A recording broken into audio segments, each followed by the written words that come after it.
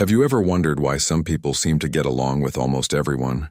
Why do some people naturally earn trust, cooperation, and respect? And why can one simple sentence improve a relationship, while another sentence can immediately create resistance? More than 80 years ago, Dale Carnegie wrote a book that became one of the most influential books on human relationships. How to Win Friends and Influence People. But this video is not a traditional book summary. You don't need to remember every story or every chapter. Instead, we're going to extract the 10 most important and practical lessons from the book. For every lesson, you'll learn what Carnegie teaches, how it works in real life, how to practice it, and one simple rule to remember: the goal isn't to finish this video and say, "I know what this book is about."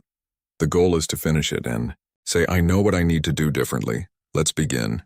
Lesson 1: Stop criticizing, condemning, and complaining. The first lesson is one of Carnegie's most important principles. Criticism usually creates defensiveness rather than improvement. People rarely see themselves as wrong from their own perspective.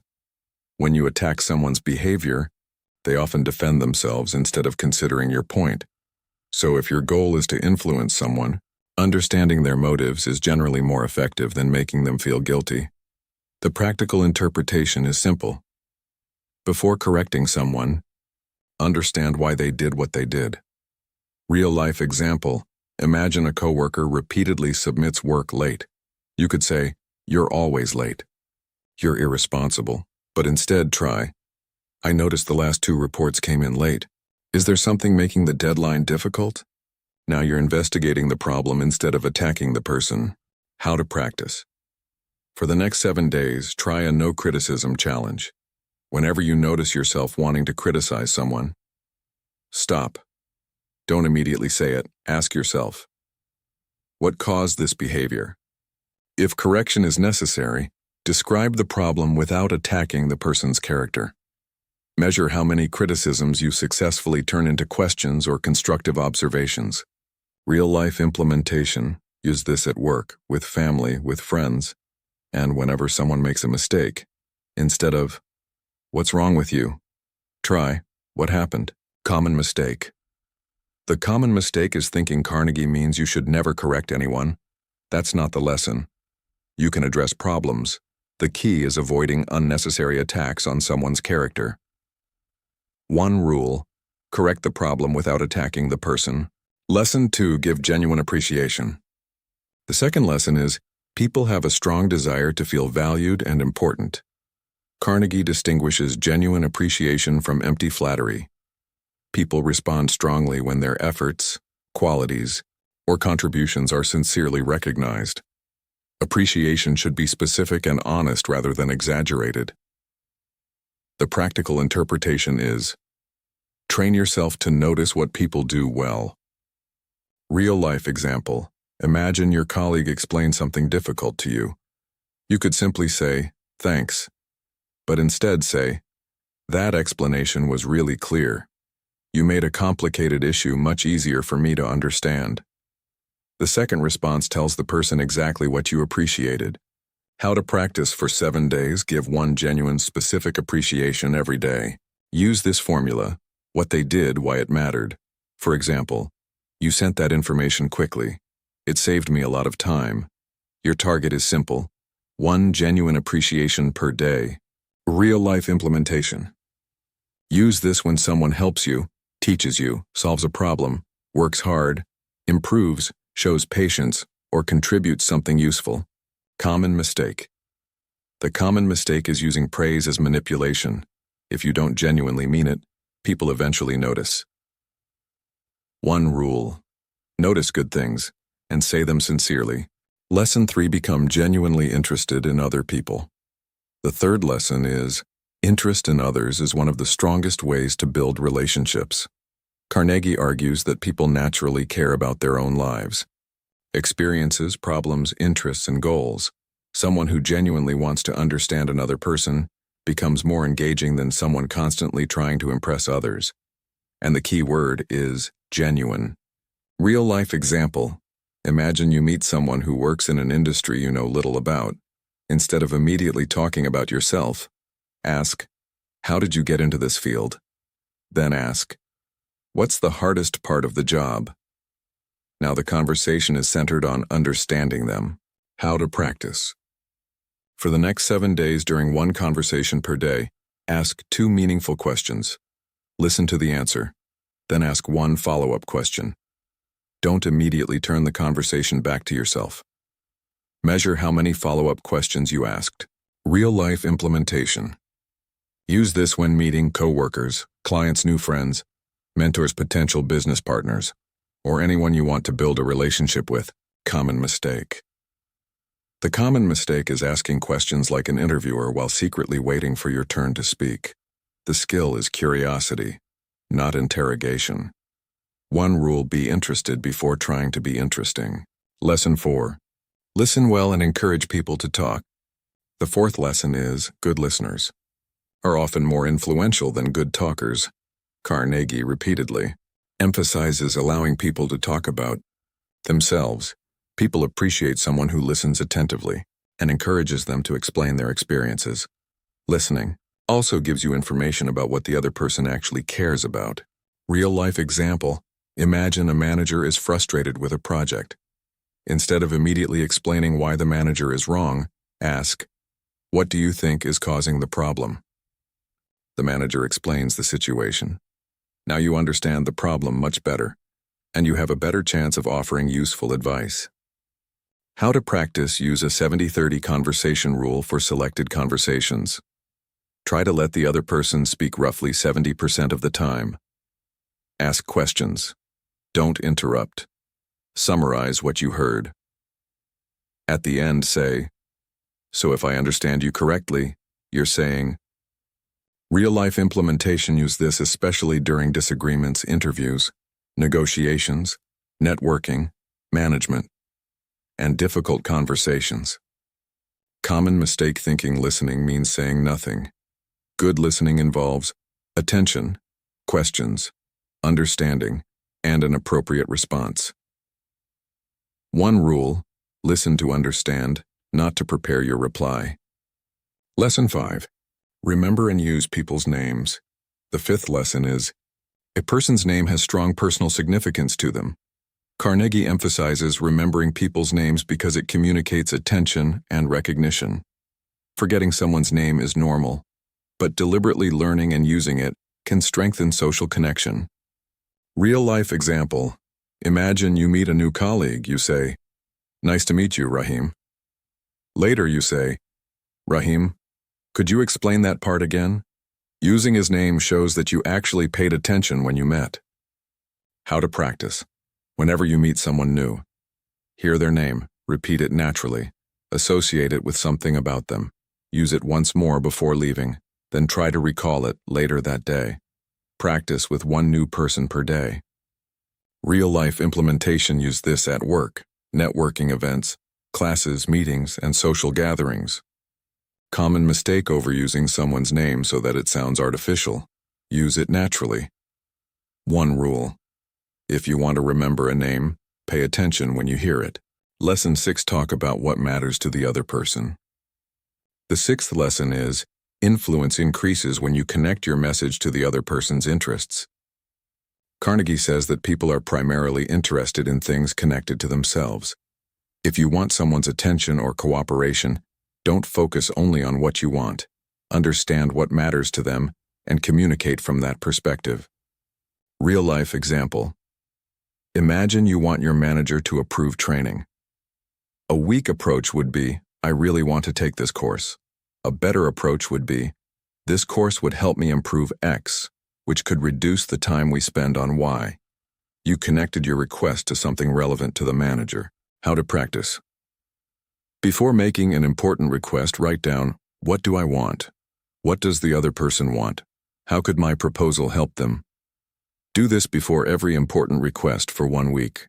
Real-life implementation: use this when asking for cooperation, money approval, business help opportunities, or changes at work.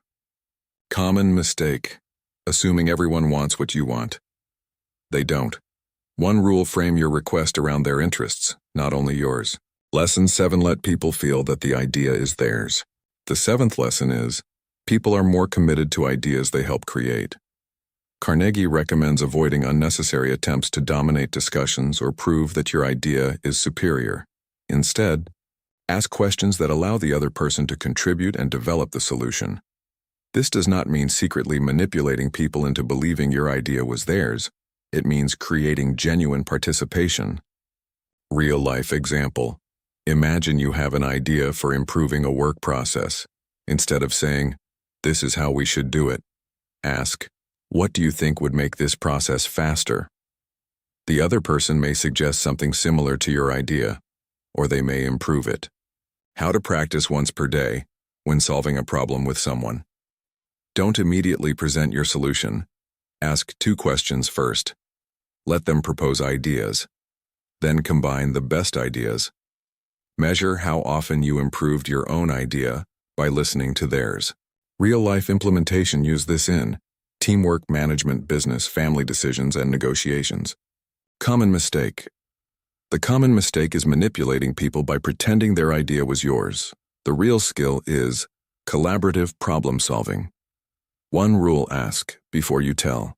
Lesson 8: try to see things from the other person's point of view. The 8th lesson is understanding someone's perspective makes communication more effective. Carnegie repeatedly encourages empathy.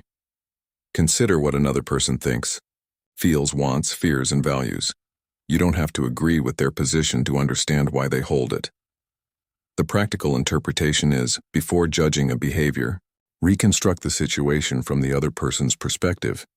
Real-life example. Imagine someone refuses to help you. Your first thought might be, "He's selfish." But consider another possibility. Maybe he's overloaded, has different priorities, or doesn't understand why I need this. You investigate before judging. How to practice. When someone frustrates you, write, "My perspective. Why do I think they're wrong?" Then, their possible perspective. Why might their behavior make sense to them? And finally, shared objective. What outcome could both of us want? Do this whenever you encounter a significant disagreement. Real-life implementation. Use this before arguments, complaints, negotiations, criticism, workplace conflicts, and relationship problems. Common mistake: confusing empathy with agreement. Understanding someone does not require accepting their conclusion. 1 rule: understand their world before judging their behavior. Lesson 9. Handle disagreements without trying to win. The 9th lesson is, winning an argument can damage the relationship you need. Carnegie warns against aggressively telling people they are wrong. Even if you prove your argument logically, the person may become defensive or resentful. He recommends tact, respect, and finding areas of agreement. Real-life example. Imagine a coworker proposes something you believe will fail. Instead of saying, "That's completely wrong," try, "I see why that could work. I'm concerned about one issue though. What happens if X occurs?" You challenge the idea without humiliating the person. How to practice. For 7 days, whenever you disagree, find one thing you genuinely agree with. State it. Ask a question about the disagreement. Then explain your concern calmly. Real-life implementation. Use this especially when the relationship matters more than proving you're right. Use it with bosses, coworkers, clients, family, friends, and business partners. Common mistake. The common mistake is avoiding all disagreement. The goal isn't to become agreeable to everything. The goal is to disagree without creating unnecessary hostility. 1 rule: protect the relationship while discussing the problem. Lesson 10. Help people want to change. The 10th and final lesson is, sustainable influence comes from helping people see a reason to change. Carnegie's principles of influence ultimately come together here. People respond better when they can see how a change connects to their own goals, interests, dignity, and values. Instead of simply commanding someone to do something, help them understand why they would want to do it. Real-life example. Imagine you want an employee to improve documentation. Instead of saying, "You need to document everything properly," explain. Better documentation means that when you're away, someone else can solve the problem without constantly calling you. It'll also make your future work easier. Now the behavior is connected to their own interests. How to practice. Before trying to persuade someone, answer 4 questions. What do they want? What problem are they experiencing? How does my proposed action help them? How can I communicate that honestly? Use this for one real request every day. Real-life implementation. Use it whenever you want someone to. Change behavior. Cooperate. Accept an idea. Solve a problem. Take responsibility. Or adopt a new habit. Common mistake: trying to control people. Influence is not the same as control. You can improve your communication, but the other person still has autonomy. One rule: don't just tell people what to do, show them why it matters to them. Top 10 lessons. Now let's review the 10 most important lessons from the entire book. Number 1, stop criticizing, condemning, and complaining. Number 2, become genuinely interested in other people. Number 3, listen well and encourage people to talk. Number 4, give genuine appreciation. Number 5, see things from the other person's point of view. Number 6, talk about what matters to the other person. Number 7, handle disagreements without trying to win. Number 8, let people participate in creating the solution. Number 9, remember and use people's names.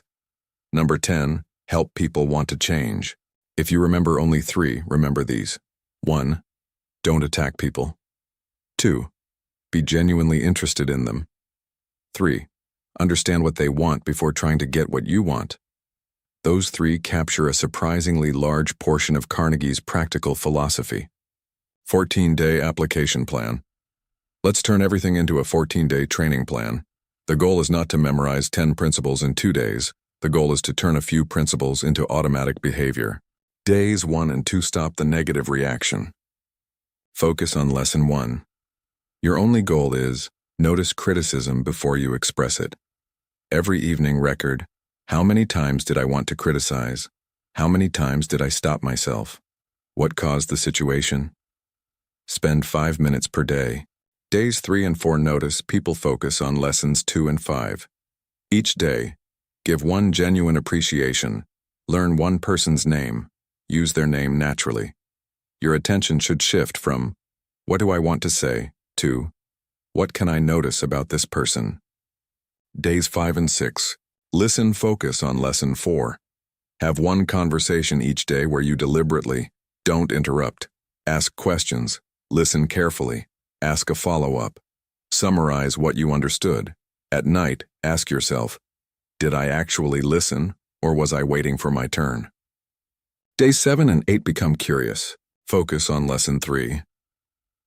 During one conversation each day, ask one question about the person's experience, one question about their opinion, and one follow-up question. Don't immediately talk about yourself. Days 9 and 10. See their side, focus on lesson 8. Whenever someone frustrates you, pause, ask, why might this make sense from their perspective? Then identify the shared objective. Don't necessarily agree, just understand. Days 11 and 12, handle disagreement. Focus on lesson 9. During disagreements, find something you genuinely agree with, acknowledge it. Ask a question, explain your concern. Avoid personal attacks. Your objective is no longer, I must win. It becomes, we need to solve this. Day 13, influence, focus on lessons 6 and 10. Before making an important request, write what I want, what they want, how my proposal helps them. Then make the request. Day 14, integration. Don't learn a new principle. Have 3 deliberate conversations. Before each conversation, choose one principle. After each conversation, ask yourself, did I criticize? Did I listen? Did I show genuine interest? Did I understand their perspective? Did I connect to their interests? Did I protect the relationship? Then identify one behavior to improve during the next week. Final cheat sheet. Let's finish with the entire book in 10 lessons and 10 rules. Lesson 1. Don't criticize people unnecessarily. Rule: correct the problem, not the person. Lesson 2. Show genuine appreciation. Rule: Notice good things and say them sincerely. Lesson 3. Be genuinely interested in people. Rule: be interested before trying to be interesting. Lesson 4. Listen.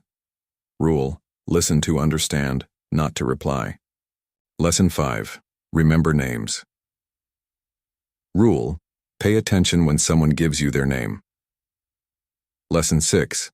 Talk about their interests. Rule: connect your message to what matters to them. Lesson 7. See their perspective. Rule: understand their world before judging their behavior.